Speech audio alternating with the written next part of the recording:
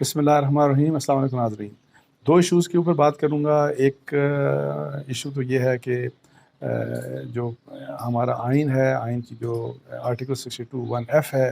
اس میں جو ایک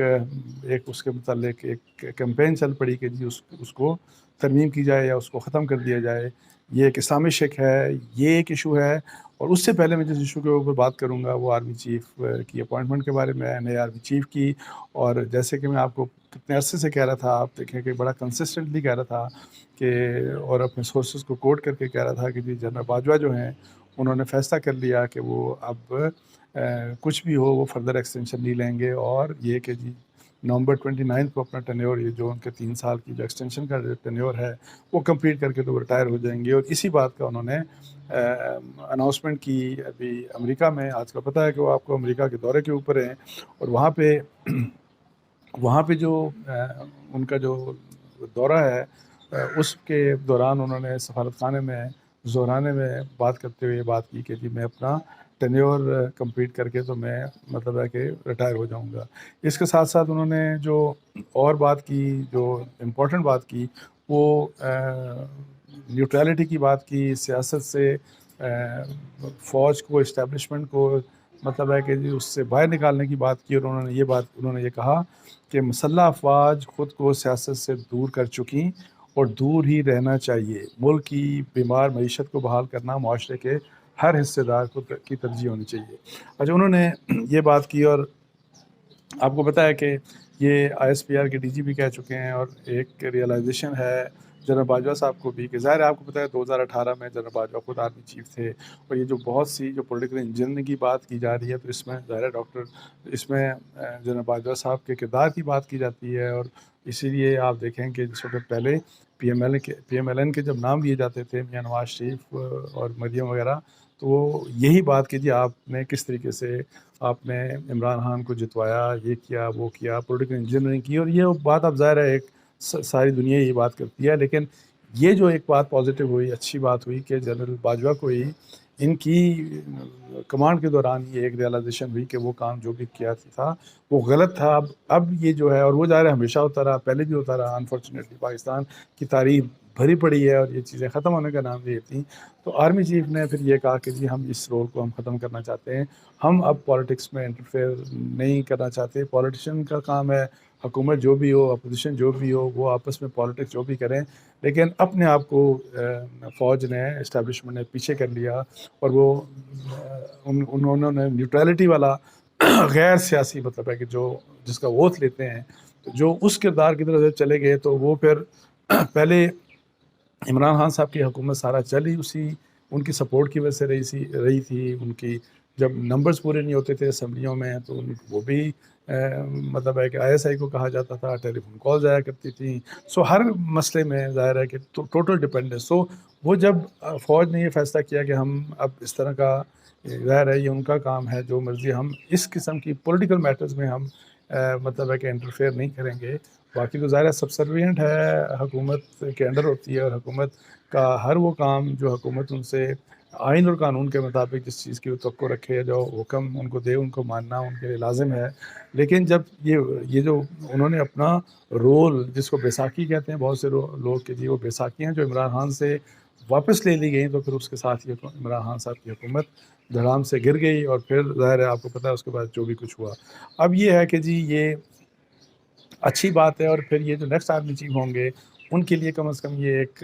ماحول آسان ہوگا کہ وہ ایک تو خود ایک نیوٹرلٹی کے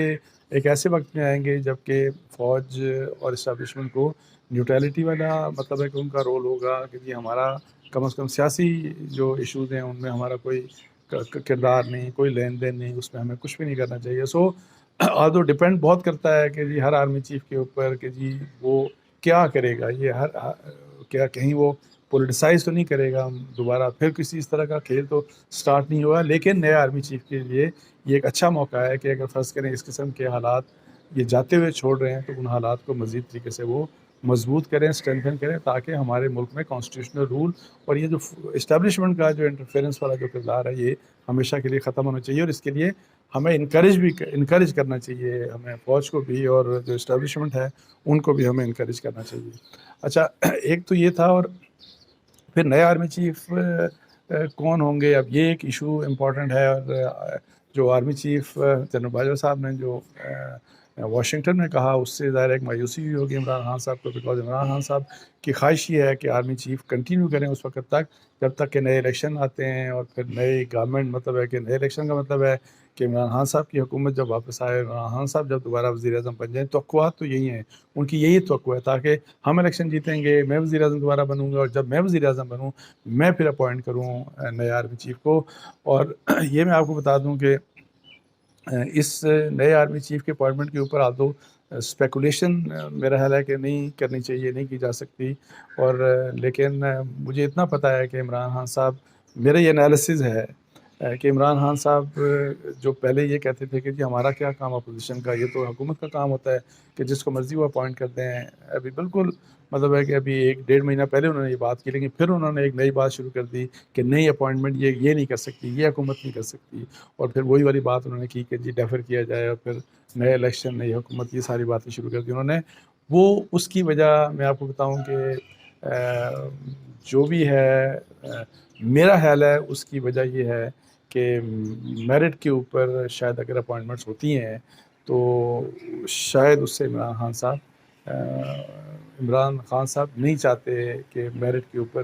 جو حالات ہیں، اب میں ان کو ایکسپلین نہیں کرنا چاہتا، لیکن جو حالات ہیں میرا خیال ہے کہ ان کی اپریہنشن اس قسم کی ہے۔ اور ابھی اپنی ریسنٹ پریس کانفرنس میں ڈیٹیلز میں نہیں جاؤں گا، اگر آپ مریم صاحبہ کی کوئی یہ جو ریسنٹ انہوں نے پریس کانفرنسز کی 1-2 اگر آپ ان کو ڈیٹیل میں سنیں تو وہاں بھی آپ کو ایک امپورٹنٹ ہنٹ نظر آئے گا۔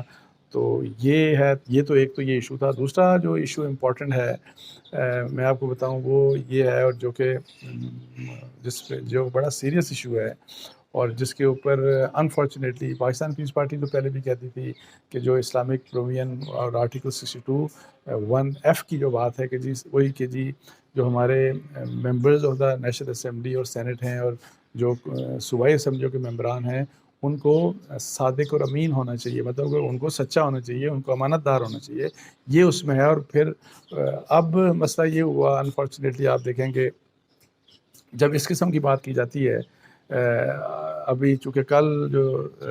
چیف جسٹس آف پاکستان کی طرف سے جو کہا گیا کہ یہ ڈریکونین، اس شک کو ڈریکونین کہا گیا، تو اس کے بعد ایک بحث سٹارٹ ہو گئی، اور بہت سے لوگ یہ کہتے ہیں کہ جی اس شک کو ہی ختم کر دیں، اور اس ایون PMLN کے لوگ بھی یہی کہتے ہیں کہ شک کو ختم کر دیں۔ تو میں آپ کو بتاؤں کہ یہ اسلامی شک ہے، اسلامی شکوں کو آئین سے نہ، یہ اس قوم کی ریڈ لائنز ہیں، اسلام کے نام پر بننے والے پاکستان کی یہ ریڈ لائنز ہیں۔ آپ کس طریقے سے کسی اسلامک شک کو نکال سکتے ہیں، یا اس کو آپ اس طرح تبدیل کریں کہ ہم سیکولر، ہم اپنے جس طرح کے خواہش ہے لوگوں کی کہ بہت کہ ہم ویسے تو ہمارے ملک کے حالات بڑے خراب ہیں، امپلیمنٹیشن نہیں ہوتی، لیکن کم از کم آئین کی حد تک ہمارا آئین ایک اسلامی آئین ہے، تو اس آئین کی اسلامی شکوں کو کسی کو چھیڑنے کی اجازت نہیں ہونی چاہیے۔ اور وہ اب لوگ بہت سے یہ دیکھیں، اب کہتے ہیں وجہ اس کی، اب ریزننگ دیکھیں ان کی،